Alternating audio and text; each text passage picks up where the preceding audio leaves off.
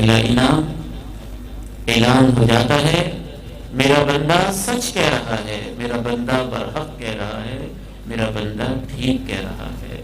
دوسرا انعام، یہ دنیا کا جو لباس پہن کے آیا ہے اس کا یہ لباس نہیں بنتا، اسے تو جنت کا لباس ملنا چاہیے، اسے جنت کا لباس پہنا دیا جائے۔ تیسرا انعام، اس کے نیچے یہ جو فرش ہے یہ زمین کا خاکی فرش نہیں ہونا چاہیے، اس کے نیچے جنت کا بچھونا بچھا دیا جائے۔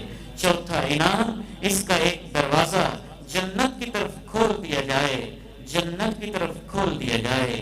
پانچواں انعام، اس کو کہہ دو کہ تم بڑے تھکے ہوئے آئے ہو، تم نے کبھی نمازیں پڑھی، کبھی روزے رکھے، کبھی حجیں کی، کبھی عمرے کیے، کبھی مصیبتیں سہی، کبھی تکلیفیں برداشت کی، کبھی تان و تیر برداشت کیے۔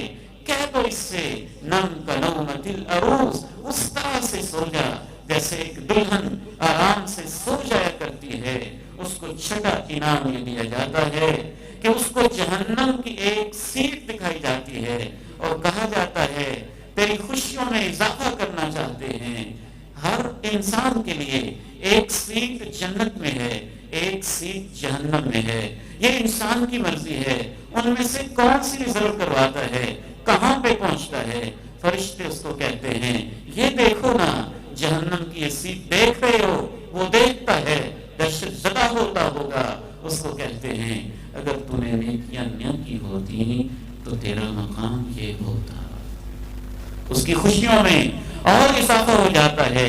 ساتواں انعام، اس کے پاس ایک انسان آتا ہے، خوبصورت چہرہ، خوبصورت لباس، خوشبو اس سے بکھرتی ہوئی۔ میں کہتا ہوں وہ زبان حال سے کہتا ہوگا تیری ماں جو لوریاں دیتی تھی تیرے ساتھ نہیں رہی نا، تیرا باپ وفائیں نہیں کر سکا نا، بیوی تجھے نہیں سنبھال سکی نہیں، بیٹی جو بارے نیارے ہوتی تھی وہ تیرا ساتھ چھوڑ گئی نا، دوست جن پہ تجھے مان ہوتا تھا وہ بھی دعوے مفارقت دے گئے نا۔